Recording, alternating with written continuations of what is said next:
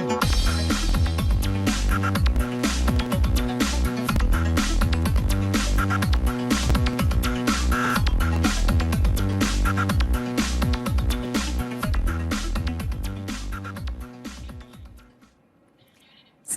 skim Ar-Rahnu iaitu pajak gadai berlandaskan syariah mempunyai potensi besar dalam menjana ekonomi masyarakat kerana ia beroperasi pada kos dan risiko yang rendah. Buktinya, ramai kalangan usahawan di beberapa negara ASEAN yang menggunakan skim tersebut sebagai sebahagian besarnya adalah berpendapatan sederhana sekaligus mengikis stigma bahawa skim itu hanya dikaitkan dengan golongan miskin. Yayasan Pembangunan Ekonomi Islam Malaysia atau YAPIM akan mewujudkan kira-kira 40 lagi skim pajak gadai Ar-Rahnu di seluruh negara menjelang akhir tahun ini. Itu antara perkembangan terkini YAPIM. Malah, YAPIM turut memperkenalkan pelbagai insentif kepada usahawan Bumiputera khususnya bagi menjana pendapatan mereka. Bagi mengetahui lebih lanjut mengenai transformasi YAPIM ini, kita bersama dengan rakan setugas Hamidi Saleh. Silakan Hamidi. Terima kasih rakan setugas di studio. Saudara, Yayasan Pembangunan Ekonomi Islam Malaysia atau YAPIM adalah sebuah yayasan yang ditubuhkan oleh kerajaan untuk membangunkan ekonomi masyarakat Islam di Malaysia. Pada hari ini, BIS Malaysia amat bertuah kerana bersama-sama dengan kita yang berbahagia Datuk Habibullah Haji Syamsuddin, Ketua Pengarah YAPIM, akan memperkatakan tentang perkembangan terkini YAPIM. Terima kasih Datuk. Assalamualaikum. Datuk, sebagai permulaan, masih ramai lagi rakyat Malaysia yang kurang mengetahui peranan YAPIM dalam pembangunan ekonomi negara, terutamanya bagi masyarakat Islam. Boleh Datuk kongsikan apakah sebenarnya peranan pihak YAPIM ini, Datuk? Bismillahirrahmanirrahim. Assalamualaikum warahmatullahi wabarakatuh. Terima kasih kepada pihak RTM yang menjemput saya berbicara dalam BIS Malaysia. YAPIM ataupun ringkasnya Yayasan Pembangunan Ekonomi Islam Malaysia yang ditubuhkan oleh kerajaan pada tahun 1976 dan diaktifkan semula pada tahun 1984. Sebenarnya berperanan membantu masyarakat Muslim dalam pelbagai aspek, terutamanya dalam pembangunan ekonomi. Dan mungkin ramai sekarang ini berpendapat bahawa YAPIM hanya berperanan sebagai badan amal jariah dengan melaksanakan program skim potongan gaji daripada orang awam, daripada masyarakat dan menyumbangkan semula kepada masyarakat yang memerlukan. Tetapi jauh daripada itu, sebenarnya YAPIM telah melaksanakan program-program perniagaan seperti kita telah melaksanakan Ar-Rahnu YAPIM yang sudah berkembang sekarang ini. Kita juga melaksanakan YAPIM Gold, menjual produk-produk barangan kemas YAPIM.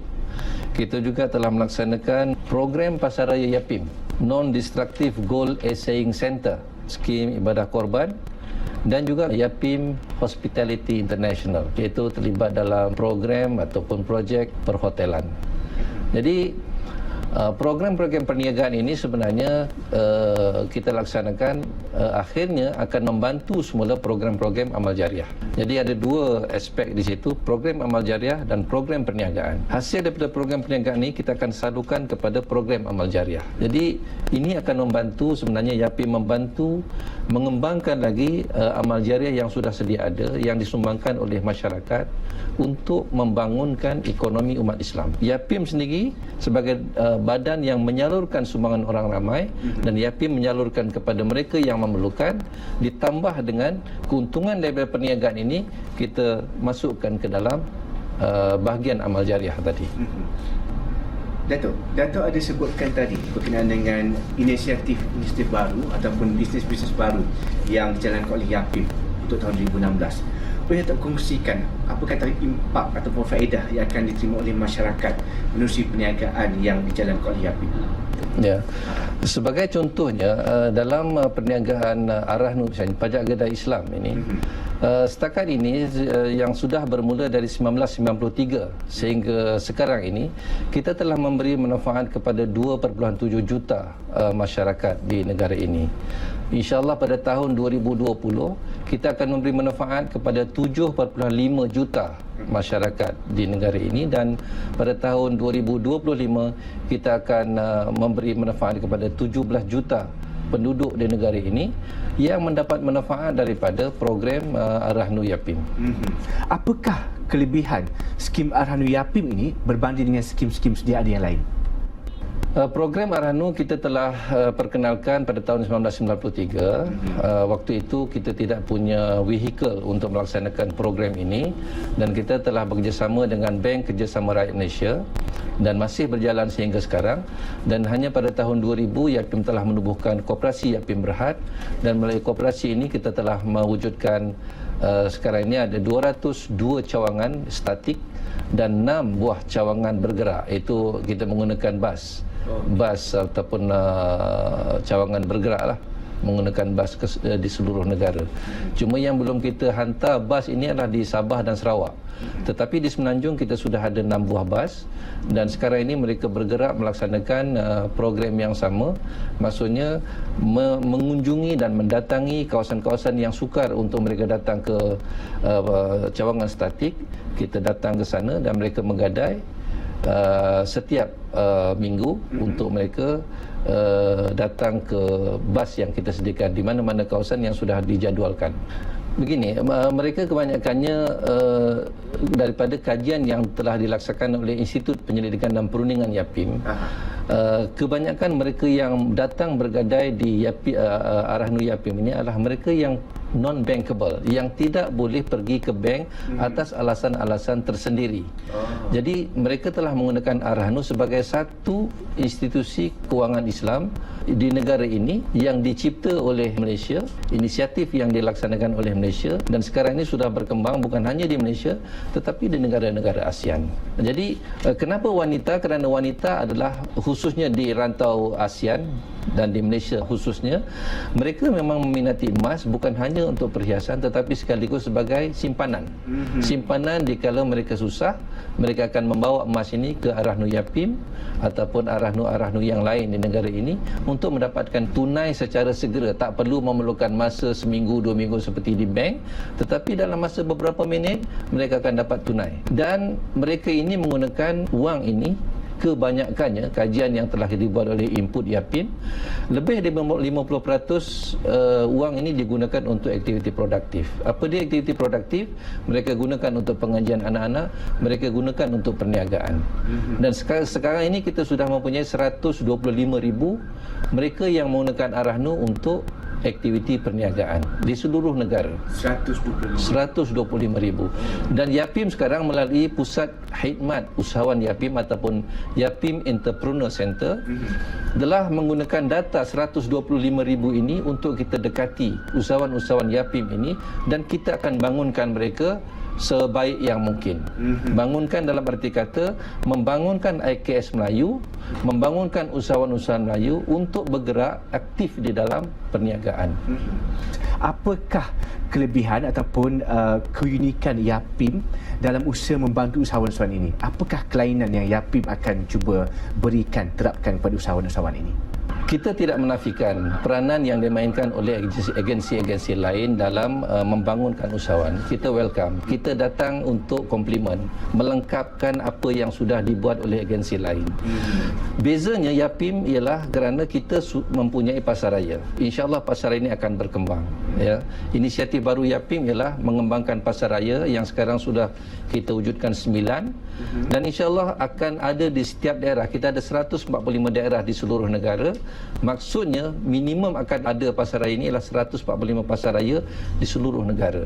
Dan ini adalah venue, adalah tempat untuk usahawan-usahawan Muslim, khususnya yang kita daftarkan di bawah Yapim atau namanya Kelab Masa. Kelab Masa ini adalah Kelab Maya Sahabat Arhanu. Mereka kembangkan bisnes mereka ke IKS ini. Produk ini akan kita bawa ke dalam pasaraya Yapim. Produk sudah tentulah produk yang berkualiti, yang bermutu, yang marketable untuk kita bawa. Yang belum lagi sampai tahap itu kita akan bangunkan. Kita akan didik mereka untuk sampai ke tahap yang kita rasa puas untuk kita pasarkan. Jadi kita telah sediakan tempat untuk mereka pasarkan. Sekurang-kurangnya di 145 cawangan pasaraya Yapim ataupun namanya sekarang Yapim Smart. Jadi mereka welcome. Kami panggil mereka untuk mempamer dan menjual. Kita jualkan produk-produk mereka ke seluruh negara. Selain daripada pasaraya-pasaraya yang kita sediakan ini, kita juga akan bangunkan kedai-kedai runcit. insya-Allah. Ini perancangan yang akan datang. Kita akan bangunkan kedai-kedai runcit ini. Kita akan berikan mereka pinjaman. Pinjaman walaupun belum dilancarkan lagi, kita akan beri pinjaman dalam bentuk barang yang kita supply daripada Pusat Pengumpulan dan Pengedaran Yapim, yang kita panggil sebagai RCDC. RCDC ini adalah Regional Collection and Distribution Center yang akan kita wujudkan di 9 tempat di seluruh negara. Jadi daripada sini kita akan pasarkan, kita akan salurkan produk-produk IKS dan juga produk-produk yang sudah standard di pasaran ke semua kedai-kedai runcit di seluruh negara. Jadi semua akan menikmati produk yang sama, akan membeli produk yang sama. Akhirnya IKS ini akan hidup. Daripada sekarang hidup segan mati tak mau. Hari ini wujud IKS, besok tutup. Lusa tumbuh IKS baru, tulat tutup. Jadi kita akan pastikan yang hidup hari ini, yang muncul hari ini akan kekal sampai bila-bila. Malah kita akan besarkan dan kita akan wujudkan IKS bukan IKS dah waktu tu. Satu syarikat gergasi yang besar, dan produk-produk ini sebenarnya kita sudah mula memasarkan juga ke negara-negara lain. Terutamanya ASEAN. ASEAN ada 600 juta penduduk yang memang memerlukan produk-produk halal yang berkualiti. Produk yang ada di pasaran mungkin kita nampak berkualiti tetapi tidak halal. Bila kita sebut halal, bermakna di situ ada jaminan kualiti sekali. Jadi sekarang kita sudah mula bergerak ke Indonesia. Indonesia ada 270 juta nyawa di sana. Kalau kita boleh gerakkan produk-produk AKS ke Indonesia, di sana pasaran sudah besar dan peluang-peluang AKS untuk hidup berbanding dengan di sini. Sini ada 27 juta. 10 kali ganda. Satu dijual di Malaysia, 27 kali ganda dijual di Indonesia. Itu yang kita nak, yang sedang kita rancang dan insyaAllah akan kita realisasikan tidak lama lagi. Datuk, kami di BIS Malaysia amat berbesar hati sekiranya Datuk boleh berkongsi berkenaan dengan harapan dan juga pandangan Datuk berkenaan dengan segala bisnes-bisnes ataupun inisiatif yang telah dilaksanakan, dan apakah harapan Yapim sendiri, bagaimanakah sepatutnya penerimaan masyarakat Islam di Malaysia itu, dan apakah yang diharapkan pembaharuan terhadap masyarakat Islam di Malaysia? Ya, sudah tentulah harapan saya. Yang penting sekali ialah bagaimana kita nak merealisasikan semua rancangan-rancangan yang sudah diatur ini.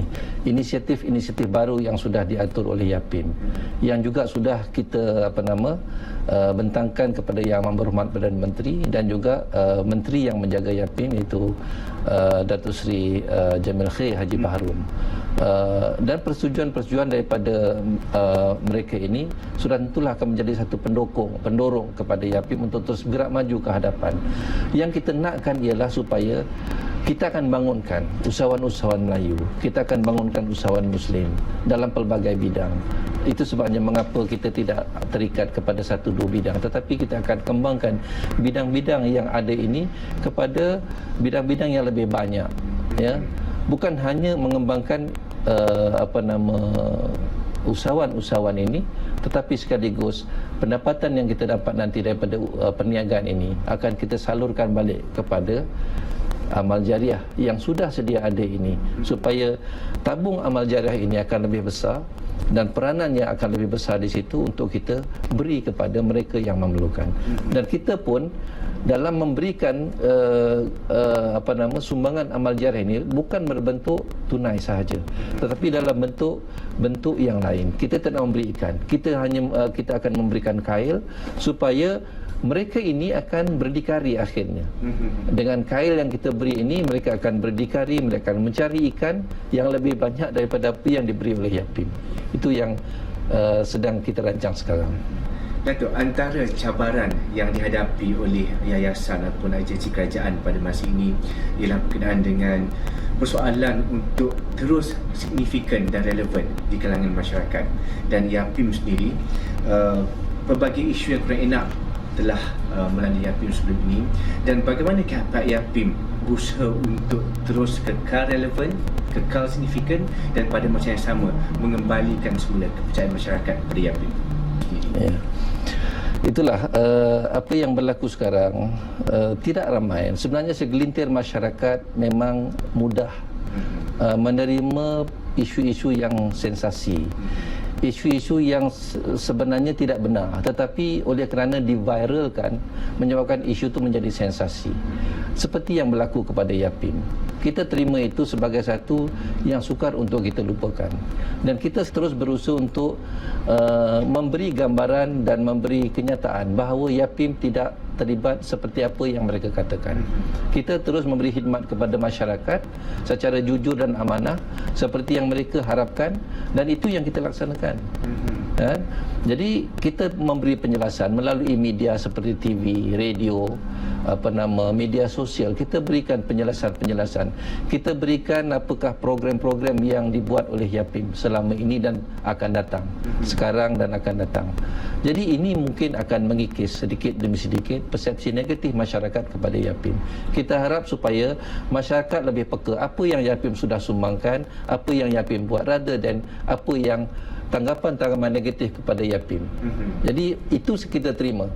Tetapi dalam masa yang sama kita akan perbetulkan supaya masyarakat akhirnya tahu sebenarnya Yapim ini berperanan dan berfungsi membangunkan umat Islam di negara ini dan rantau ASEAN, dan juga nanti akan kita keluar ke negara-negara OIC.